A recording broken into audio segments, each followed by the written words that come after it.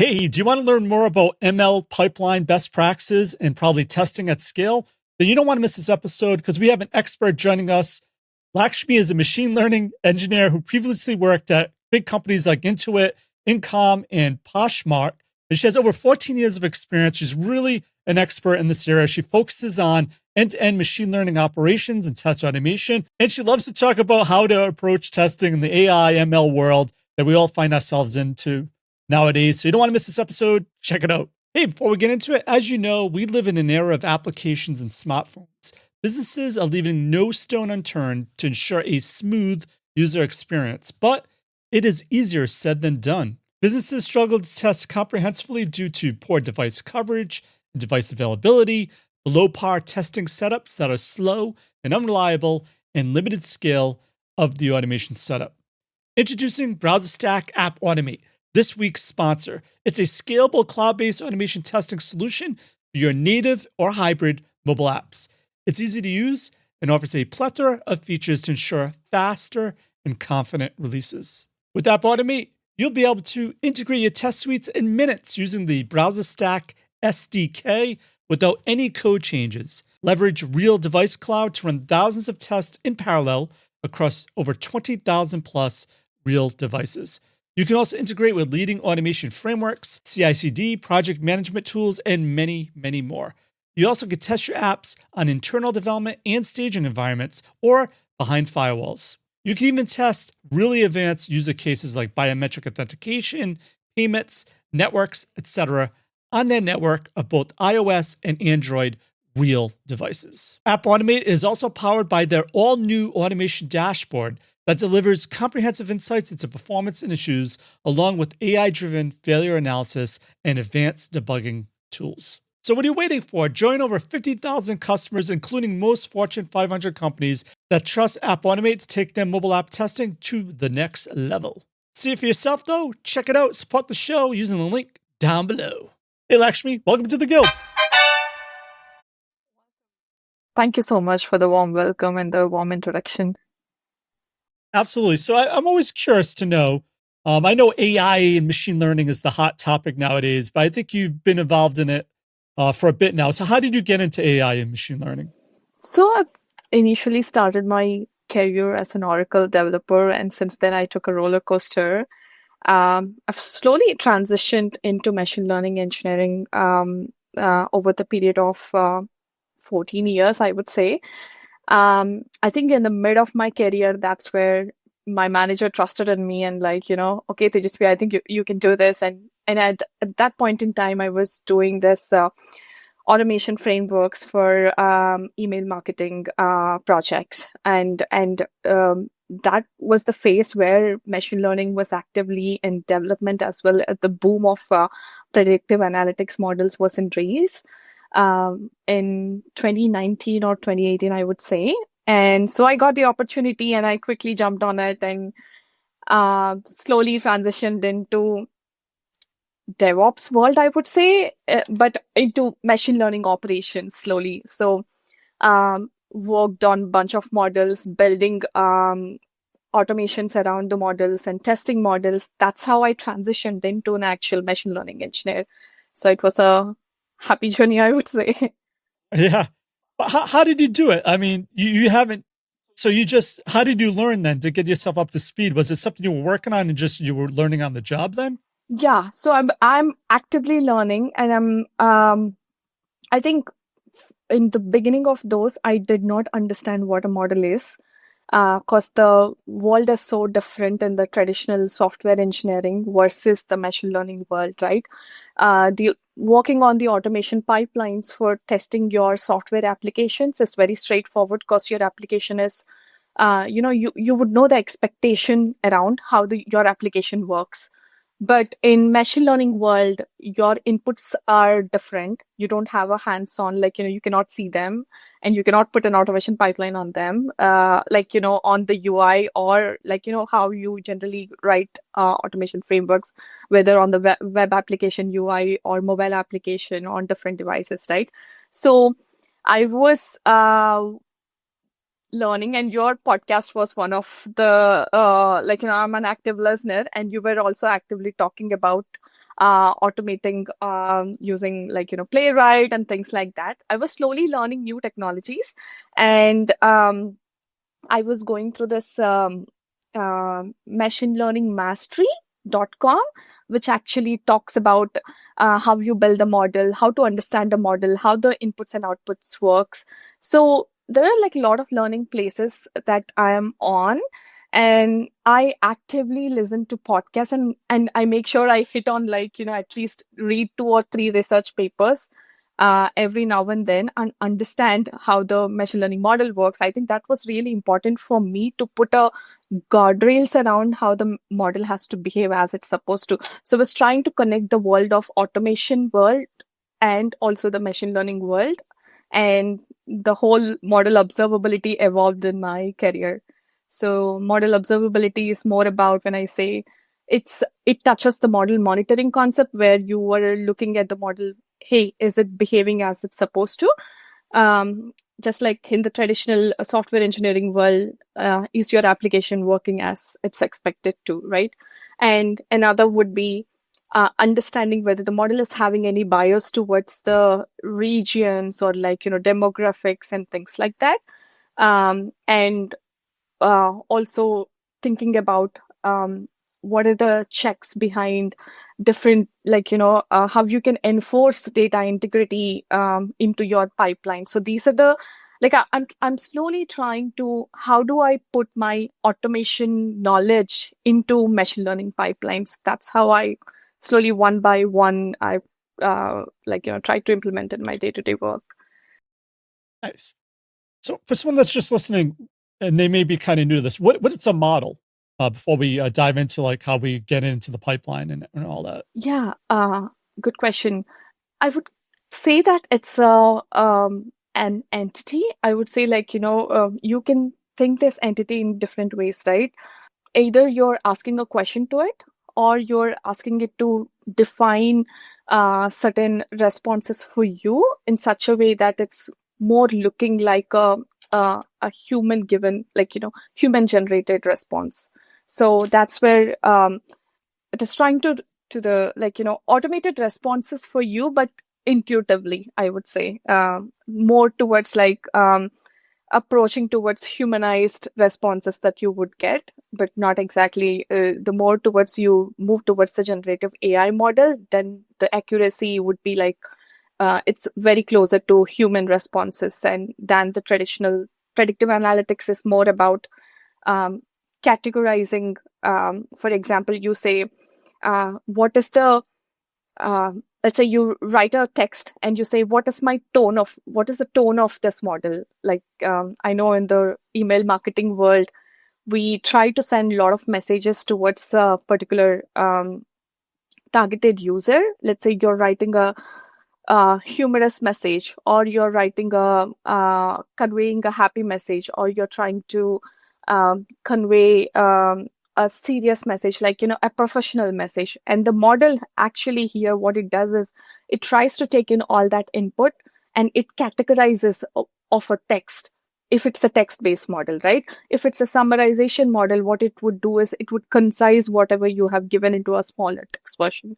So once again, a lot of times when I talk to testers, they're like, I'm not a mathematical wizard. I need to understand AI inside and out, machine learning inside and out. But I don't think that's true. Maybe, am I wrong? How much of AI does someone need to understand to really get involved with? Do they really need to get into the guts of it? It totally depends on the role. I would say the roles are evolving these days.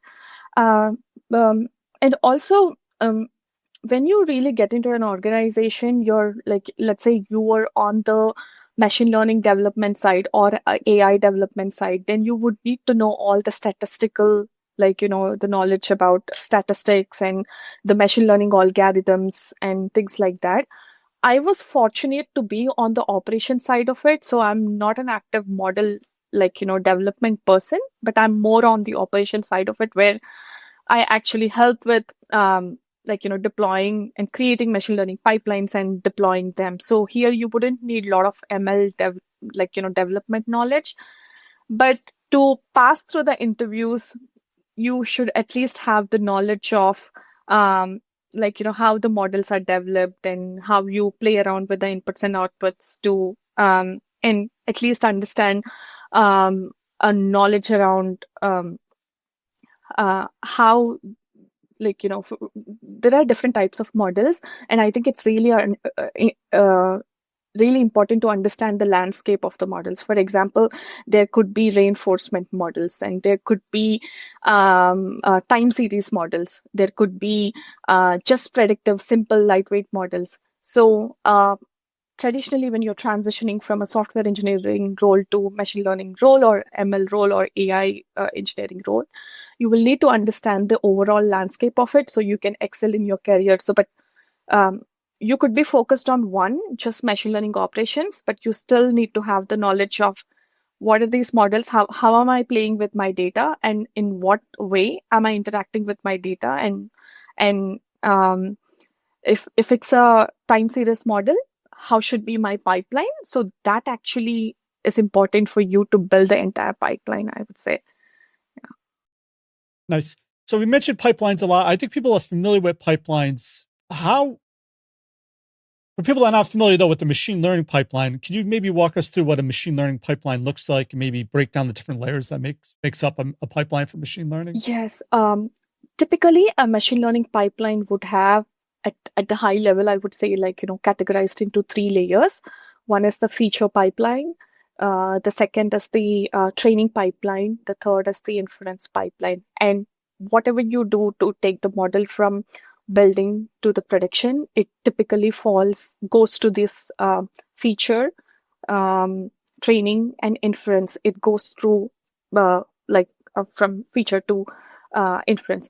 In the feature pipeline, what happens is here you are playing around with the data pre-processing happens, experimentation happens of your model, and you're actively developing your model, and you're playing with the feature stores and making sure the data is in the right format for the model to intake, right? And in the training pipeline, what happens is your feature is extracted from the feature pipeline, and now the model is trying to learn. Depending on what your model size is, your training pipeline compute times and your training pipeline infrastructure depends, right? And once the model is trained on your training pipeline, now it's transitions into storing the artifacts, and the inference pipeline kicks in and it takes the artifacts and it actually serves the model on the production. You integrate that into the front end application, and now the model is live, I would say. The journey of the model begins on the feature pipeline, and the life is actually, it's very lively, and it can take all the inputs and outputs, and it's performing, right? Yeah. So I know what other kinds of testing, like performance testing and even testing features and requirements for a normal piece of software, when it goes in production, you're like, ugh, I wasn't expecting that. So when we talk about models, are there any ways that you can experiment with it or use evaluation practices that help the model perform well in production? Like, how do you know that what you're testing or building the pipeline for, once it does get into production, it meets your expectations? Yeah, there are a bunch of things that you could do to make sure your model is performing as expected in the production. First is you understand the requirements of how your model should behave in the production, right? And once you have those requirements, you go back and do the R&D of your model. That you think about what's my data is, where should I fetch it from, and what's the time length of the data. So the first and foremost thing is, once you have the requirements, you have to make sure that you do not overfit the model. So for example, you know that the model is going to have evolution of requests coming in, and there is a change in the concepts for your model. Then you have to ensure that your training data is such that it has almost all the demographics, all the information that you could feed in, so the model can learn. Imagine you're putting a child to a test in the future, right? You make sure that your child learns everything, and like then you put in the child in the real world, and because the child has already learned everything and now they can put it to use, their knowledge. So I would consider that way. So there's a lot of offline R&D analytics is going on, and that's the experimentation loop. I would say you're making sure you have all the data, you take care of all the data quality checks in there, and the type of evaluation methods I would also put in where, like, if it is going through the CI/CD pipeline, I would look at the data constraint checks. There's a great library that I have used. It's called Great Expectations, where the Great Expectations does is like it makes sure if your table is in the right format, like if it has any null value, the basic things, and also flexibility of adding thresholds to your data. If the model has a lot of sparse data, I would say a lot of machine learning models do have sparse data where the inputs and outputs are just like zeros and ones, and what happens is the overfitting happens for the models if you have a lot of zeros and ones.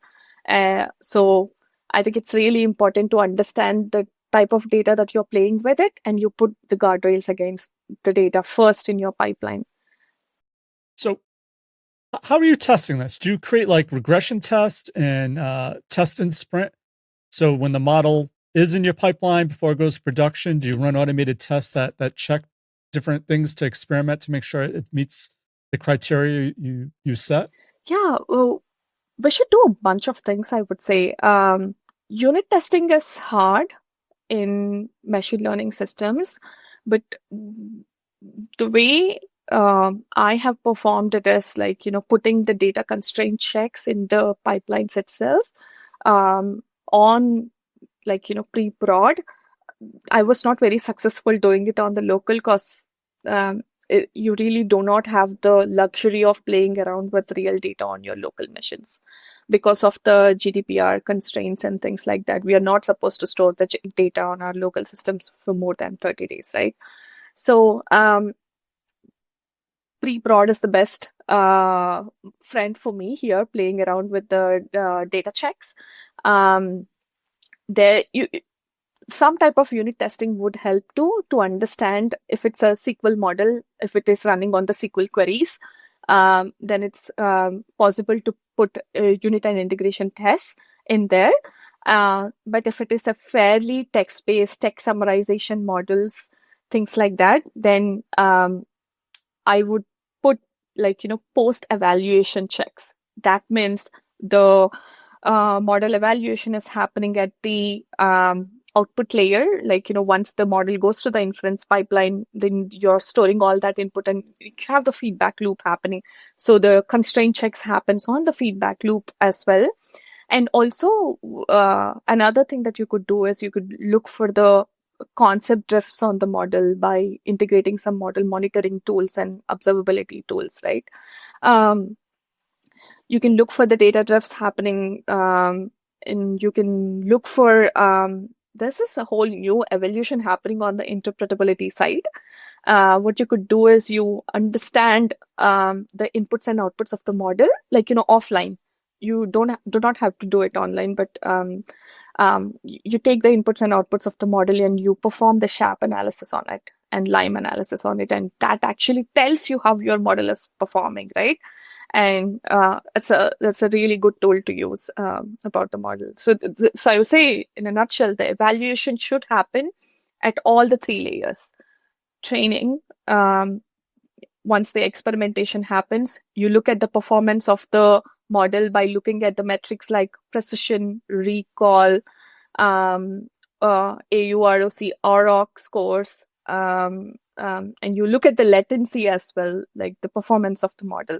It's really important to understand how the model is performing. Is it like, for example, if it's a text-based model, you expect the response to be in fraction of seconds, right? If it's a batch model and like, if it's a heavy under computation, you still need a good latency. It all depends on how you have actually set up your ML pipeline. So latency is one big factor that I would put a check on, looking at the traffic. Yeah. Yeah, I wasn't even thinking about performance, but that is probably huge because people expect answers quickly nowadays. So that's interesting for sure. So I wrote down, I don't know why I wrote this down because I think you mentioned it a few times, guardrails. Yeah. What are guardrails? If people are listening, how do you put in guardrails? What are guardrails for when we're talking about machine learning? The reason I say guardrails is because in traditional software engineering world, you know the expectation of your software application. In the machine learning world, it's really difficult to have that expectation to constrain to a box, right? You never know, for this output, you can only know the threshold of it. You can only know, okay, 70% of my model behaves this way, and 30% I do not know. And there could be a change in the, the incoming data, and which will make the model accuracy score go low, and your expectations are no longer working for you. So that's why I say guardrails. When I say guardrails, it's making sure that I keep a tab on my model through the entire pipeline and making sure, okay, I am confident that my models have feeded with the right data. I am not falling into any GDPR issues, and I have the right quality of data. I do not have any, especially with generative AI models, it's really important to make sure you do not have any bias feeding into the models, right? So your incoming data has to be screened in such a way that you have the best quality of the data that you're playing around with. And in the feature pipeline, that's a ground for you to understand, if you want to measure it. Like these days, we are thinking about automated retraining pipelines. So now you want to retrain your model when you're actually not looking at, you want to retrain your model so it can perform really well. You want to increase the precision of your model. So when we are thinking about the retraining, we should be very careful about how the retraining is happening. So put the guardrails around there. And in the um, uh, training pipeline, you want to make sure that, I know the typical 80-20 rule everybody knows about, where you are training your data model with 80% of the data and 20% you're testing, right? So if the 80-20 is working fine, everybody looks at the accuracy, but I also look at the AROC scores, because the accuracy itself is not the right metric for us to listen. Sometimes your accuracy can be 90%, but still the model doesn't give the right responses. So the AUROC scores give you the right measure. So I would also check for AUROC scores to understand whether the model is having the right context and giving me the right response, right? And in the evaluation pipeline, in the model observability pipeline, that's where I have the right handle of whether model is going through any drift or not. So I would have the check on the drift happening in the last 1 week or last 2 weeks. The performance of the model has dumb question. What's drift? Okay, the drift is, let's say, think me as a model. Now you expect me to answer questions on let's say I'm a math tutorial model. You ask me all math questions and I'm performing very nicely, and I give the right answers for you. Suddenly you ask me a very different question, something related to science, and I might have some context of science in my training pipeline. So now I could hallucinate and also give you science related responses, but I am not trained on science. But I'm still giving you responses on the science models, right? Science requests. I could hallucinate and my responses are changing. So now when I say drift, there is a change in the requests, the requests of questions in the math format also now you're seeing also the science related. Tomorrow you will see social related questions. And tomorrow you will see something totally different, like, art-based questions. So there is a change in the concept of your requests, right? So that's one type of a drift. And in the same way, you will see the drift in the responses as well. So now it's really important to keep a tab on this and understand where the drift is happening. If you detect that the drift is happening on the request layer, then you make sure that I'm sorry. Yeah. Thoughts were drifting. Yeah. I love it. Yeah. So you understand that the drift is happening at the request, and you quickly train your model with more training data and make sure that the model is having more knowledge for you to give the right responses. Yeah. Gotcha. So would a guardrail be like, hey, I'm a math model, so you have a canned response like, I'm not trained on this, so I'm not even going to answer it? Or is that a bad way to... So it's interesting that you asked this question. The guardrails in this case for me for a math model would be if it's an LLM based model or if it's a predictive analytics model, but the scenario seems to be more towards the LLM model, right? I would put a check on like 3 to 4 ways. For example, one way could be if you were if condition, if the response, if the questions and requests are incoming, which is not related to computational related questions, then say that I'm not trained, I don't have enough context to respond to your questions. I would need more context. So you would make sure that the model is responding in such a way that, right? Or you would keep a tab on your outputs where you're saying, it depends on totally how you have set the model. If there is a scores, response scores that you are keeping a tab on, if the model is giving a response to science, the score of the model would come down totally if it's a math-based model, right? If it is seeing the request coming in from arts related or science related, if it doesn't have this response, the accuracy score would come down. So you put a guardrail on the accuracy score there. And if it is below 80% or 90%, then it would alert, and you would send an alert on how the alerts are set, especially totally depends on your pipeline. So the alert would kick in, or if it's a monitoring based tool, you have an anomaly detected on your output layer, then you quickly look at the details of why the score has went down, what are the requests. So you do a reverse engineering and reverse lookup to see why the change why the score has gone down, and how you fix it. All right, before we go, is there one piece of actionable advice you can give to someone to help them with their ML, AI, DevOps, or automation testing efforts? And what's the best way to find or contact you? I am very active on LinkedIn. I also do TopMate meetings. If anybody is interested in want to transition their careers into machine learning and AI, my TopMate meetings are free. I do free 30-minute sessions. I